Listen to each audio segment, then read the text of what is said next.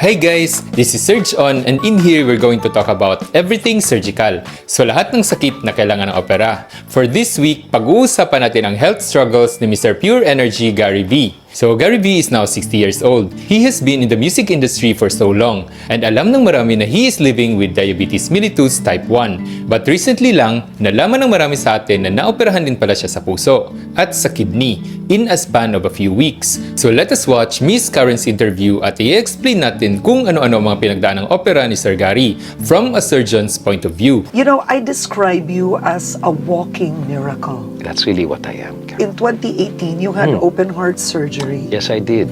And then you had kidney cancer. Yes, I did. All for one person. And diabetes.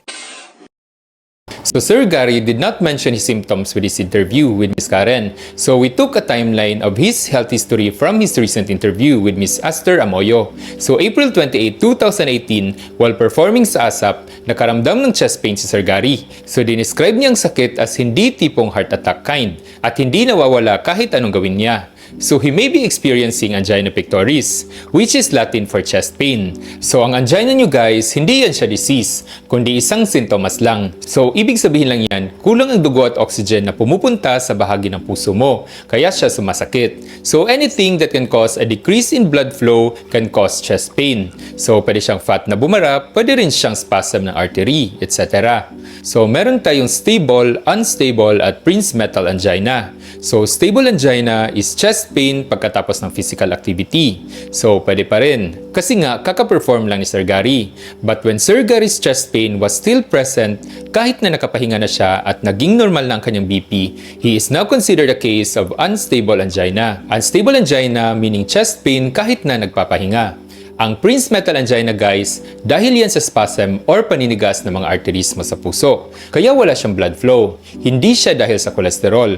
It is named after American cardiologist Dr. Myron Prince Metal. Kapag ang angina nyo hindi naagapan at lalong bumara, nawawala ng oxygen at namamatay ang heart muscles mo. Yan ngayon ang tinatawag nating MI, myocardial infarction, or mas kilala natin bilang heart attack. Was there a point that you really thought, I'm gonna die? Siyempre, there was that fear of that could this be it, you know, but not na I didn't think na I'm going to this is probably at the moment I'm going to die, you know. So, nagpa-stress test si Sir Gary after that incident sa ASAP. So, ang purpose ng stress test nyo is to check kung may changes sa ECG pattern at kung may sintomas na nararamdaman ng pasyente habang nagte-treadmill. Kasi nga ang chest pain lumalabas pag nag-e-effort lang ang pasyente. So, stress test is also called treadmill test. So, by stages yan. So, stage 1 to stage 7 every 3 minutes. So, bumibilis at nag-incline habang tumataas ang stage. So, Sir Gary experienced chest pain again at stage 3 ng stress test niya. So, nag-angiogram din si Sir Gary. So, sa angiogram, may dye na ilalagay sa iyo na eventually dadaloy sa mga arteries ng puso mo. Pag may bara dyan, makikita yan pag sinitiskan ka. So, anong findings? And then he said, Gars, your heart is amazingly clear, except for this one. It's the left main artery with LDA, left descending artery. Right. In other words, it's known also as the widow maker.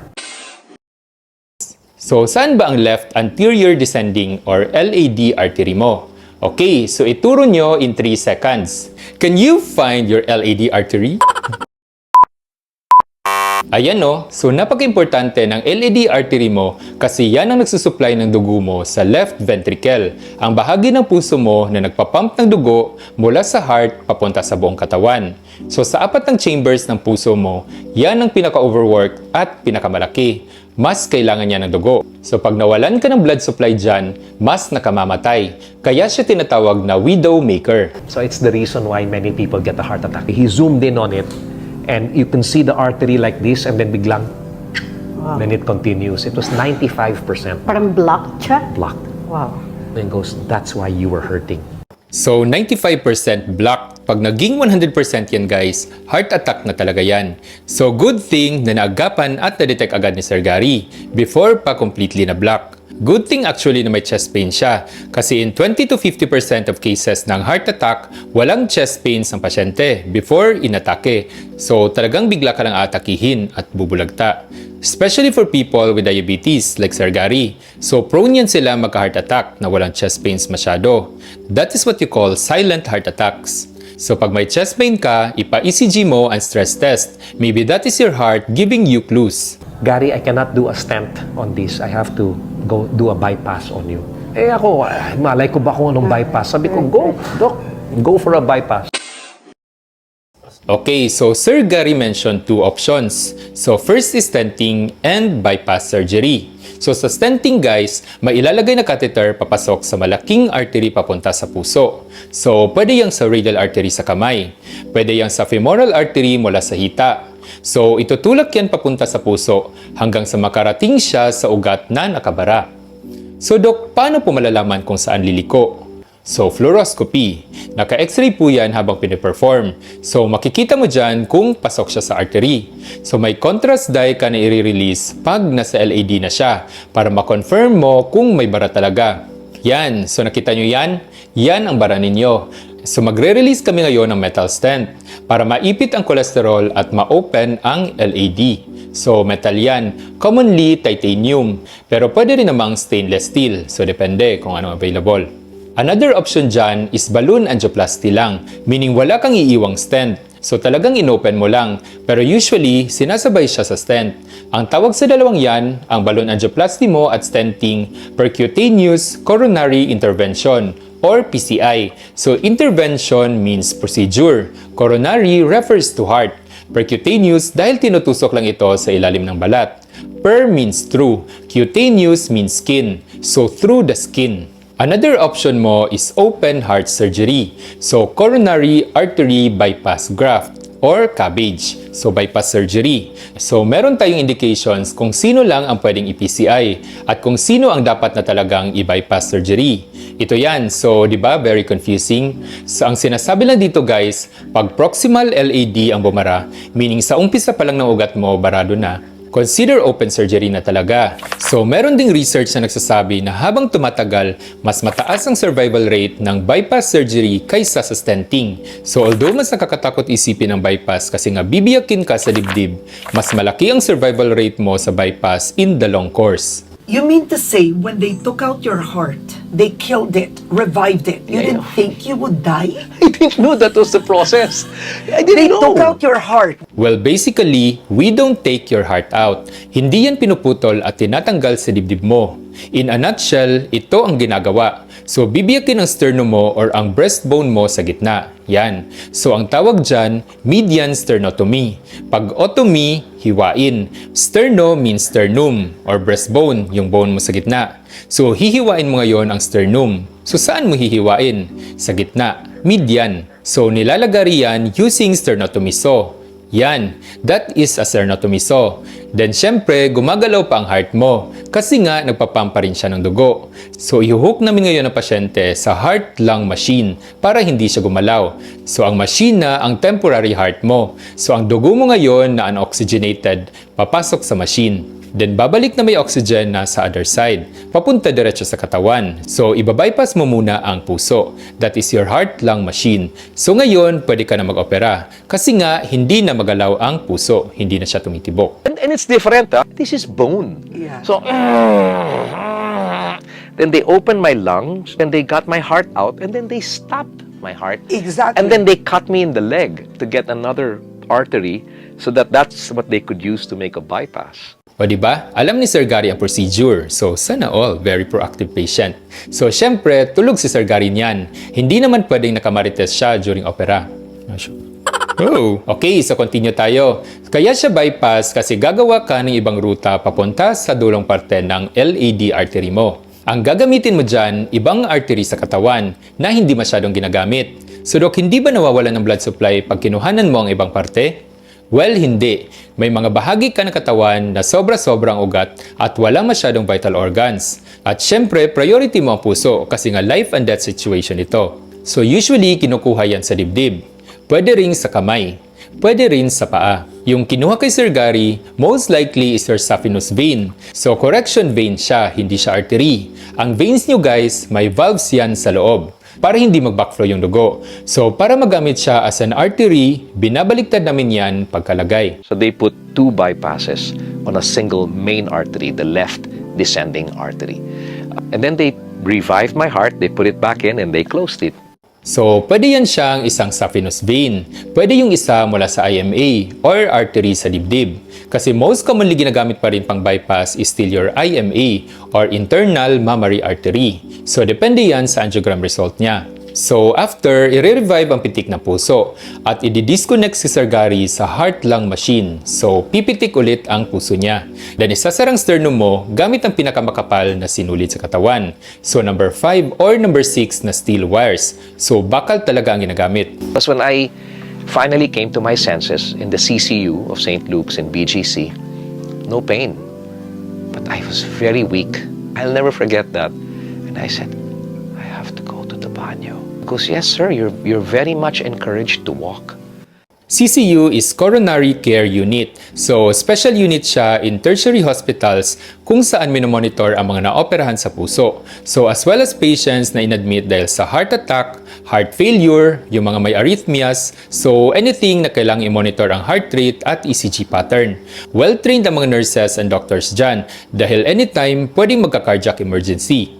Ayan, so in-encourage siya na mag-early ambulation or maglakad kung kaya na niya. Kung nanonood kayo ng Grey's Anatomy, first season pa lang tinakil nila yan. Kung ano-ano mga dahilan ng komplikasyon ng mga pasyenteng inoperahan.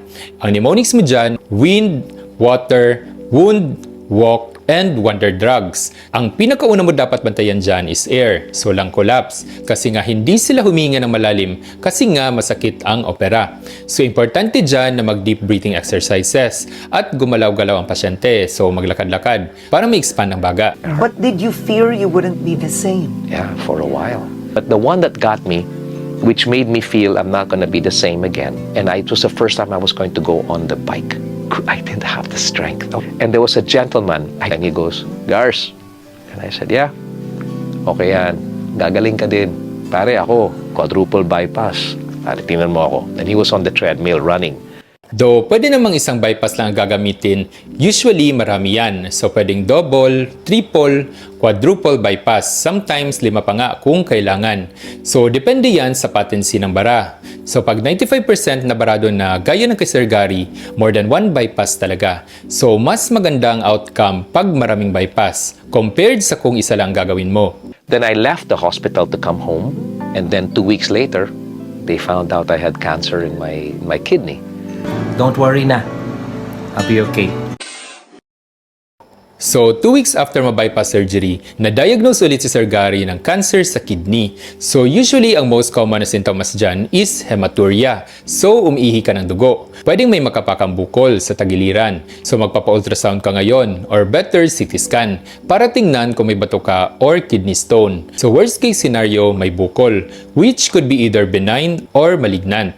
Mas malaki ang chance na cancerous kung solid ang bukol sa imaging compared pag tubig ang laman or cystic. So merong distinct appearance ang cancerous na bukol sa ultrasound or sa CT scan na iba sa benign or non-cancerous. Pag cystic naman ang bukol, although hindi siya commonly cancerous, pwede pa rin cancer. So depende yan sa laki at sa itsura ng cyst. So may classification pa rin yan. Kung malaki ang posibilidad na cancerous ang cyst, mag-a-advise pa rin kami ng opera. Di ka ba nagalit kay Lord? When I look at the bigger picture here, Karen, if I never had the bypass, they would have never diagnosed the kidney with cancer because there were no symptoms. I had symptoms here. I did not have any symptoms here. Pero in many cases ng renal cancer, asymptomatic. Pag may A, meaning yan, wala. So, asymptomatic means walang symptoms. Pag sinabing cancer ng kidney, up to 90% niyan, renal cell carcinoma or RCC. Ang other types, naghahati yan sa 10%. Meaning halos lahat ng kidney cancer mula sa tubo sa kidneys na nagpo-produce ng ihi mo. So marami pa yung subtypes pero wag mo nang alamin. So pag sinabing kidney cancer, most often than not, RCC ang tinutukoy. Even when I had the operation, the reason why they did another CT scan is because there was another problem that occurred, which was what they call pleural effusion. I ended up with fluids on my left lung. Pleural effusion is fluid collection sa baga. So, nagtutubig ang baga. So, it could be from different causes. So, pwedeng komplikasyon ng opera. Dahil although rare, meron ka pa ring less than 1% chance na magka-impeksyon. So, pwede ring dahil hindi pa makapump na maayos ang puso. So, nagtatambak sa baga ang dugo. Pwedeng pneumonia, so nagtutubig din ang baga niyan minsan. Kung may kidney cancer ka, pwede rin kumalat yan sa baga at magtubig. So pwedeng malignant pleural effusion. Kaya importante na habang tinatanggal, mag-biopsy din para makita kung walang cancer cells. Yan, so nahagip lang sa CT scan ang bukol niya sa kidney. So buti na lang din kasi asymptomatic nga si Sir Gary. So maagang na-detect. I was healing really well. In fact, my doctor, Dr. Enrique Posas, he would bring in some interns and say, look at this guy, he's a diabetic, look how clean his wound is healing. Diabetics don't usually have that. Ang problema mo sa diabetes, natatambak ang glucose o sugar sa dugo mo kasi hindi ito nakakapasok sa cells. Kasi nga, kulang ka ng insulin. Dahil nga asukal, lumalapot ang dugo. Pag malapot ang dugo, hindi ito nakakadaloy ng mabuti, lalo na sa mga maliliit na arteries, sa malalayong parte ng katawan mo. So, less nutrients. Pag nasugatan ka, matagal maghilom. Kaya yung mga diabetics, para maghilom ang sugat, aside sa antibiotics, dapat maganda ang sugar control. And then I started building this pleural effusion, which was fluids on the left lung, which 30% of patients go through. They drained almost 2 liters from this lung. Then Posas said, why don't we just make sure, why don't we go in and have another CT scan? Wow. Doon nakita. So, paano ba tinatanggal ang tubig?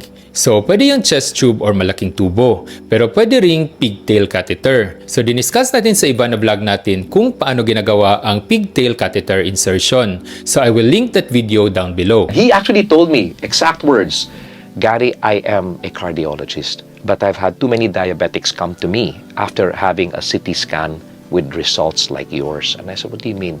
I'm concerned with the right side of your body. I said, why, what's wrong with the right? And he pointed to the kidney and he says, that's the problem. You have cancer in the kidney, Gary. In Sir Gary's case, diabetic siya. So actually, diabetic patients are more prone to developing renal cell carcinoma compared to non-diabetics. So ano bang itsura ng RCC sa CT scan? Since wala tayong peak ng CT scan ni Sir Gary, meron tayong sample ng RCC. So ito yung mga kidneys mo. So yan ang left, ito yung right. This is your cancer. Pag cancer, irregular ang border. Usually solid, so whitish or puti. So, pero hindi siya pantay-pantay. Sometimes may itim-itim sa gitna. Meaning may part siya na liquid. Ito another patient. Pag nag-inject ka ng dye sa vein mo, iilaw yan. Kasi nga maraming blood vessels yan sa loob. Kasi nga cancer. So may clue ka sa CT scan or sa ultrasound kung possible cancer. Pero ang confirmatory test mo talaga is still biopsy. And it was kind of big. So if you get a little child's hand and do that, ganun kalaki. Buti na lang, it was kalahating nasa labas ng kid. Hindi siya dun sa pinaka-main artery na connected to the rest of the body. So it was very isolated. Okay, so ang main artery na tinutukoy ni Sir Gary is ang renal vein at inferior vena cava, ang vein na papunta sa puso. So ito yan. Ang staging ng kidney cancer nyo guys, T&M staging pa rin yan. Depende sa size ng bukol or T, lymph nodes na apektado or letter N, at kung may metastasis or letter M, or ang pagkalat sa ibang organs.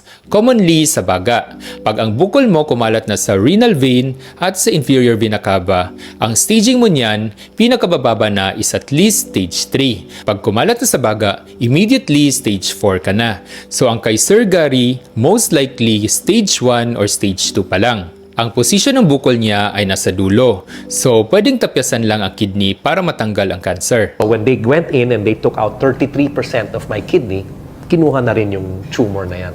In a span of 2 weeks. 2 weeks, wow. From here, biglang ito. It was tapang. At the same time, it was also parang, hindi pa ba sapat yung lahat ng mga pinagdaanan ko? Diabetes and then this one. Tapos may cancer pa. So ang ginawa kay Sir Gary, hiwa sa bandang tagiliran. Diyan ka magbubukas kasi nga nasa tagiliran ng kidneys mo, so wala siya sa tiyan. So kung pwedeng tapyasan lang ang kidneys para matanggal ang bukol, mas maganda. Depende yan sa location. Kung dito, pwede pa. So partial nephrectomy. Ectomy means remove. Nephros means kidney. Pero kung dito ang bukol, tawag dyan hilum, radical nephrectomy na talaga. So buong kidneys mo ang tatanggalin, pati na ang adrenal glands mo sa taas. Now you're cancer-free. Oh yeah, and I have been since then. So can you imagine the lie? You're not gonna be the same. I wanna go and look. You're right. I'm better now. What? Because, you know, when God restores, He doesn't bring you back to the former. He always brings you back higher than where you were before. Ang life expectancy ng kidney cancer, depende yan sa stage. So, sa size ng bukol mo at kung may pagkalat. So, the lower the stage, the better the survival. Pag natanggal mo na lahat ng bukol, mas magandang outcome. Pero dapat constant monitoring ka pa rin. Kasi nga, pwedeng tumubo ulit ang cancer. This is my insulin pump. This is stuck to my leg. And this is where all my insulin comes from. Oh, yeah. Medyo konti na lang yung insulin na natitira. If I want to know how high or low my sugar is, Yes. I use this. I've done it before, this one. It's the Freestyle Libre. Okay. And right now, it's 191. So Oh. medyo mataas yung sugar. But I put insulin na. So when it begins to drop, then I can eat. Okay, so unahin natin ito. So this is your Freestyle Libre. That is a continuous glucose monitor para hindi siya kailangan tusukin ng marami. Kasi nga one of the main reasons kung bakit nagka-komplikasyon ang mga pasyente may diabetes ay dahil hindi nagmo-monitor ng sugar ang pasyente sa bahay. Yes, mahal po ang glucose strip. Pero responsibilidad po natin na i-check ito once or twice a day. Every day yan for the rest of your life. Mas madalas pa sa diabetes type 1 kasi nga wala talaga silang insulin na pinoproduce. As often as 6 times a day. So yes, disease of the rich talaga ang diabetes. Kung hindi mo kayang i-monitor ang sugar mo daily, mas mabilis kang mamamatay sa komplikasyon. Kidney failure, infected wound, heart problems, stroke, etc. So we will make a separate video discussing the different types of diabetes sa susunod. Yung tipong lahat ng kailangan mong malaman sa diabetes. Ito naman guys, insulin pump. So ang problema mo sa type 1, completely walang insulin. So lahat sila kailangan ng synthetic insulin. Para convenient, gagamit ng insulin pump para pwede mo gamitin ang isang site for 2 to 3 days. Di mo na kailangan ng maraming tusok every day. So less painful siya and more convenient. After 3 days, change site na naman. Kasi pag tumagal naman, pwede mag-necrose or mamatay ang balat sa area na yan. Even if you're not eating, you're not having sweets, your sugar goes up on its own. It's because of something I ate earlier, maybe for breakfast. Like fruit.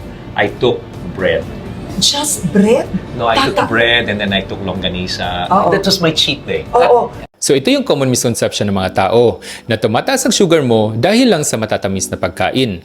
So ang glucose nyo guys, basically sugar, breakdown product yan ng carbohydrates. Na may idea na kayo na hindi lahat ng sugar matamis. So rice, pasta, gulay, prutas, lahat yan carbohydrates.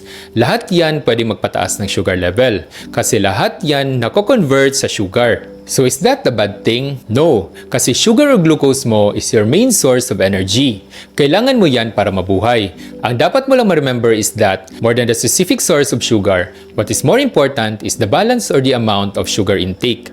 Kaya importante na i-monitor mo ang sugar level mo daily, as in everyday dapat. So hindi dahil hindi ka kumakain na matatamis, hindi tataas ang sugar mo. Kung nag-only rice ka araw-araw, tataas pa rin yan. Guys, tingnan nyo tong graph na ito kasi this is important. Maraming nadidisgrasya dito. So pag kumain ka ng breakfast, tataas ang sugar mo. So itong pula yan.